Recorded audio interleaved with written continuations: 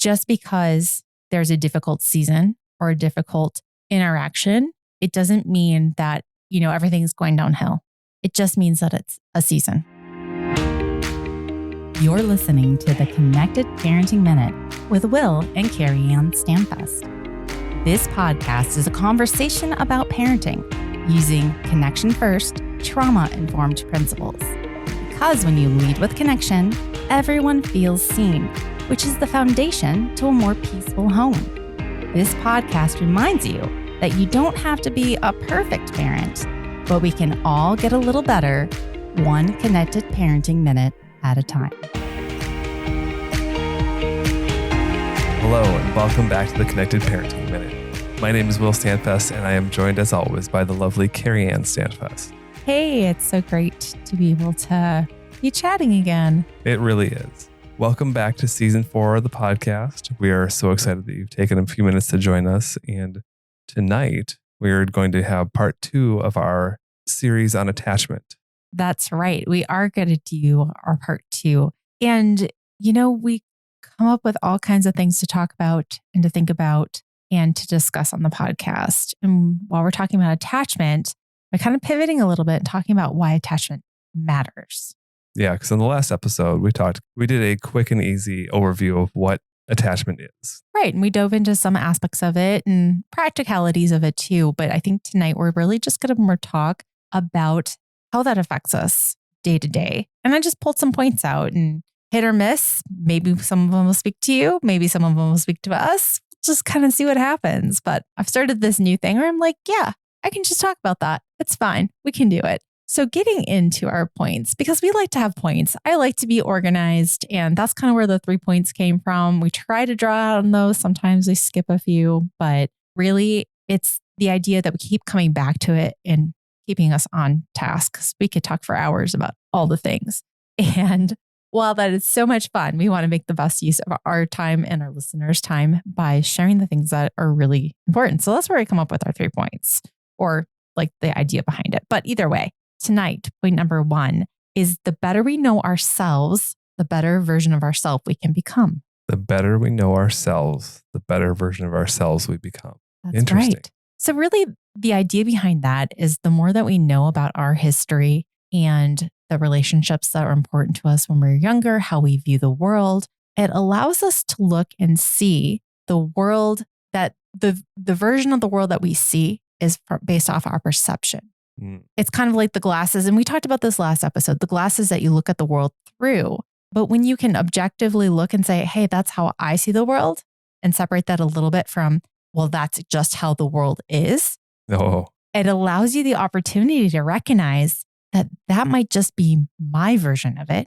And someone might be able to see it differently. Oh my gosh. We just had the discussion tonight. One of my sons who's looking to spend some money and buy a big expensive thing that he's going to enjoy. And it's hard because you hear your kids making these decisions like, oh, I'm going to go buy this thing and whatever. I'm like, well, have you thought about this? Have you thought about that? Da, da, da.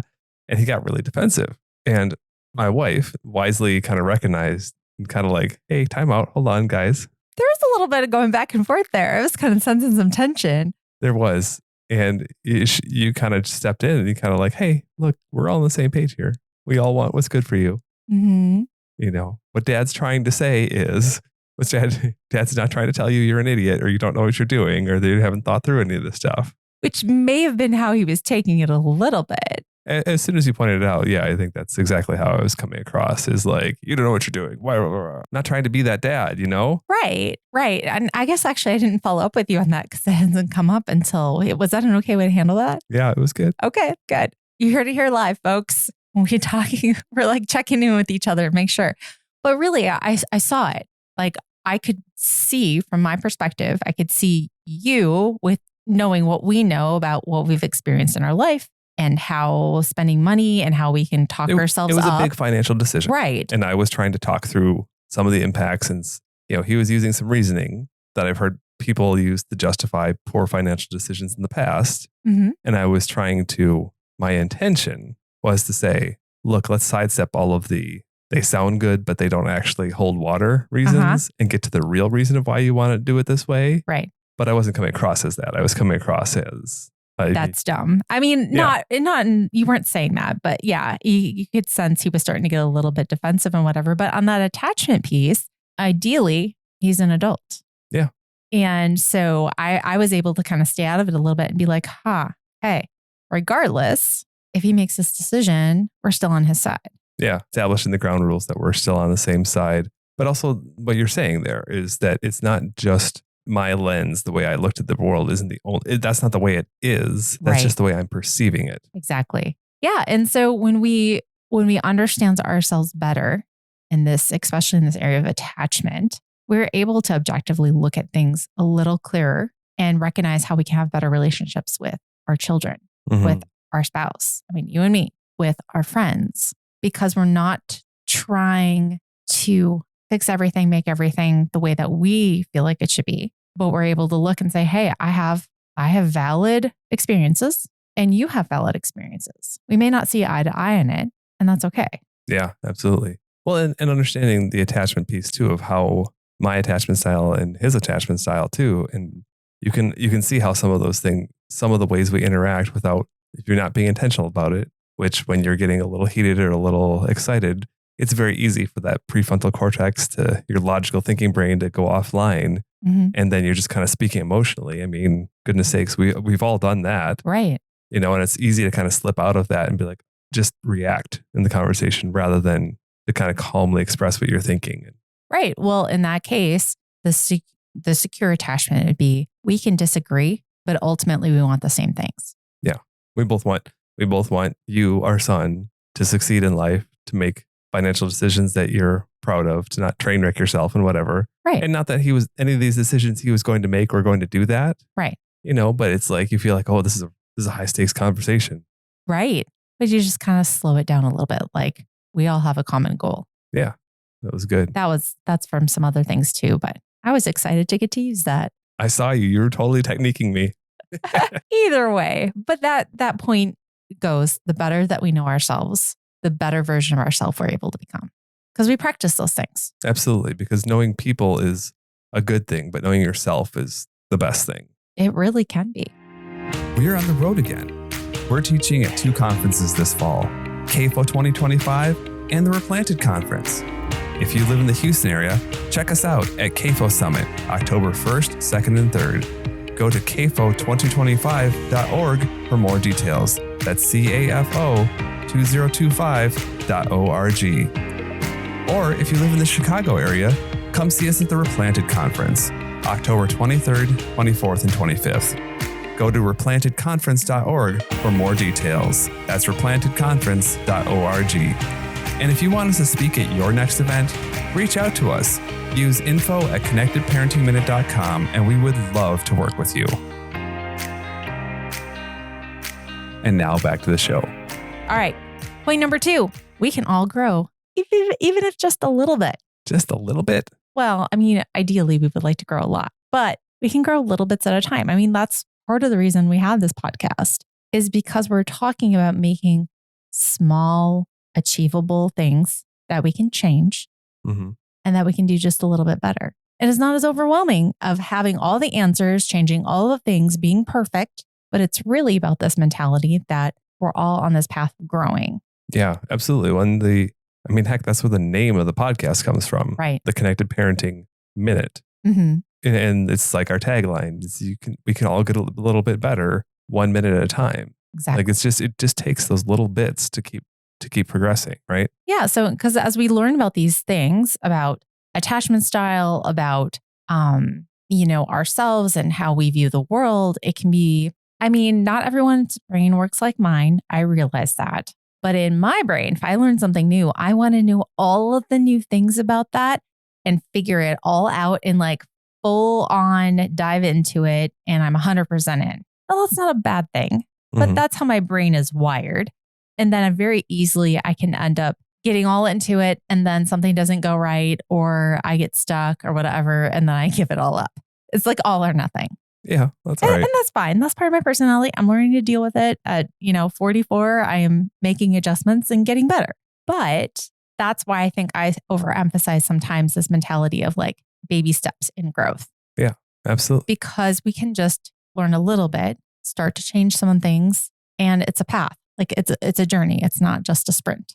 And so in this sense of attachment, I feel like what you're saying is learning a little bit more about yourself and about your attachment style is kind of like that first little baby step. Is just like learn a little bit more about what attachment styles are, and maybe learn a little bit about what your attachment styles are. And yes. And I mean, I'm currently in the process of doing that, of just figuring out why do I do the things I do and what makes me tick and how am I going to be intentional about the choices that I make with that. Yeah, we've both actually taken attachment assessments recently and kind of discussed the results and all that. So if you, the listener, are interested, we'll put a link in the show notes. We are not affiliated or associated with this group at all, but it's the attachment assessment that we both have taken recently. Mm-hmm. It's located at traumasolutions.com. And so if you look that one up, it's done by Dr. Diane Poole Healer. Right. And honestly, we're not necessarily, I mean, we know a little bit about that, but it's just a place to start. There's lots of resources out there. We definitely do not have them all. But when you learn just a little bit more, you can start looking at, I hadn't thought to even ask about that. Mm-hmm. And I think that becomes a big thing because you just don't know what you don't know. That's one of my favorite sayings too.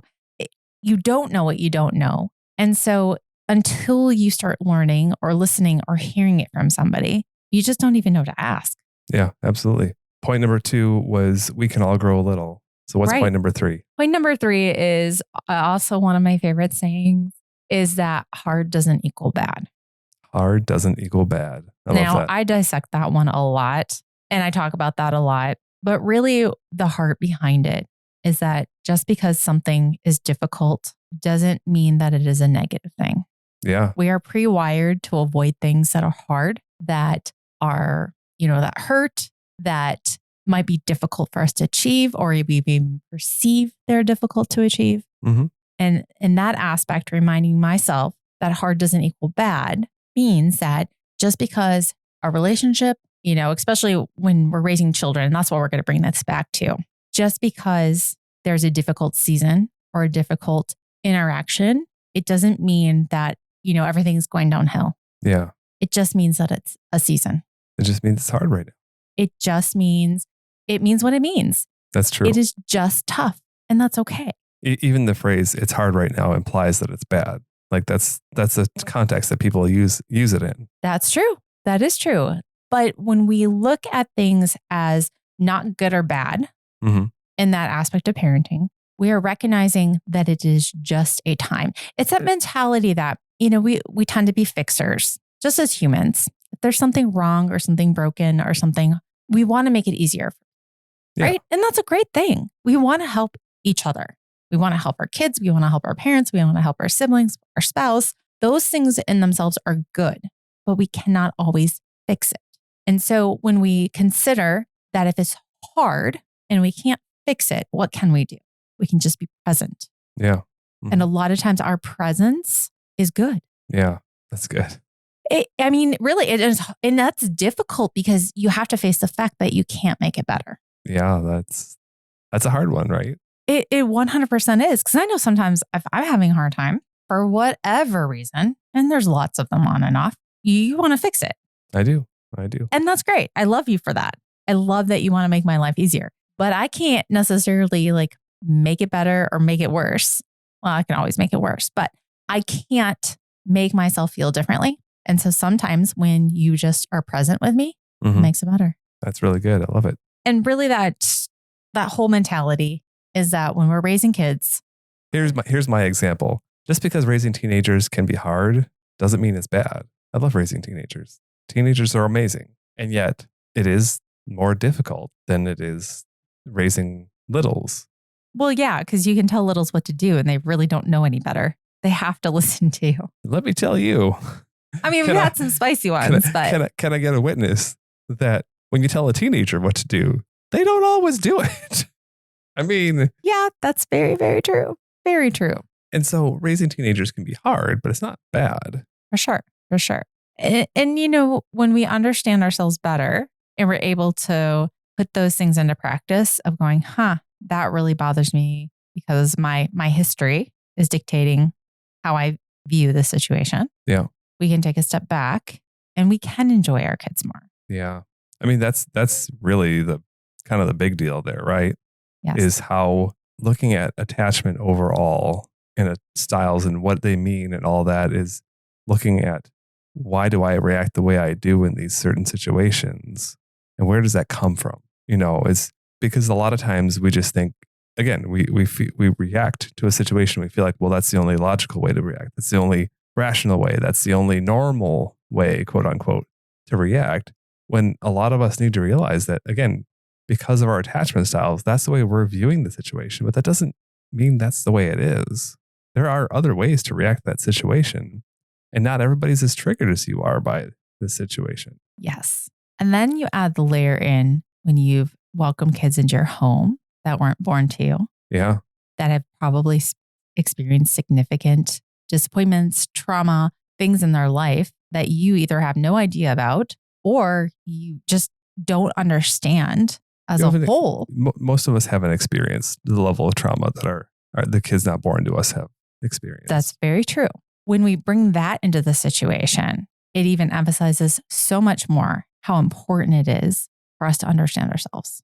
Absolutely. It really does. Because there's one thing that adoption or foster care will bring out of you is finding your buttons and pushing them. Repeatedly. We've laughed about that so many times, but it's so incredibly true. It really is. Kiddos who have experienced hard things have survival skills that have served them well when they've needed to survive. Mm-hmm.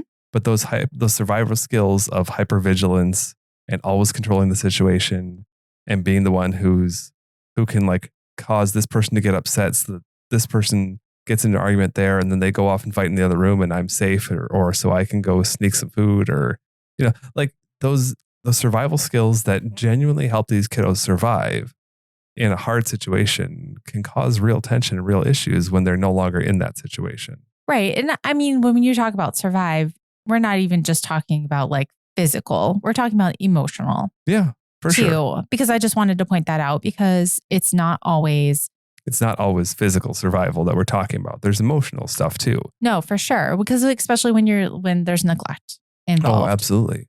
Because we want as human beings to have connection and to have people that we care about love us. And so we develop these survival skills, so to speak, to fill in the gaps when there might be some. Well, this is too, just to go even deeper. If you think about it, we learn our attachment styles from our environment, right?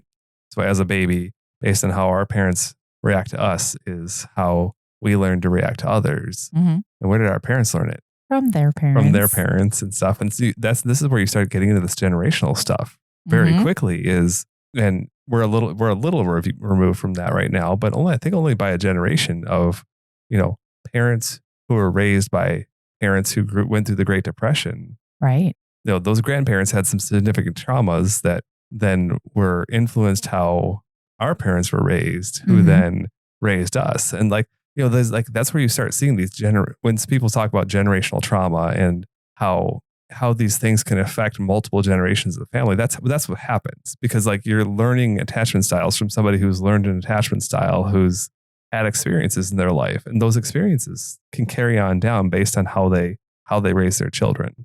Right. It is so fascinating. We could just continue to talk about this for hours, but obviously our podcast is not that long, and I'm sure we'll get other opportunities to talk about. You don't want to turn this into the Joe Rogan experience and go for 3.5 hours every day. That sounds like a lot. That might take a little bit, but that's okay. We'll stick to our 20, 25 minute, whatever it ends up being. I don't know. You do all the editing. Either way, all this to say is that we really think that us as humans and as adults and as parents, looking at ourselves is really going to help us. And understanding ourselves is really going to help us in understanding who we are, how we react to our kids, and help our kids do better. And even though it feels hard, that doesn't make it a bad thing. Exactly. All right, so let's run back through the 3 points here before we sign off for the night. So point number 1 is the better we know ourselves, the better version of ourselves we can become. Because the best way to help others is to know yourself. Exactly. Point number 2 is we can all grow, even just a little bit. Even if it's just 1 minute at a time. Exactly. And point number 3, my favorite, hard doesn't equal bad. Just because something is hard does not mean that it's a bad thing. hard conversations can be very, very good to have Exactly. and very necessary. All right. Well, thank you so much for tuning in and listening to this episode of the podcast. We appreciate each and every one of our listeners very, very much. If you've enjoyed or gotten value out of this, please share it with a friend and have them tune in and learn more about themselves and how they attach and relate to people.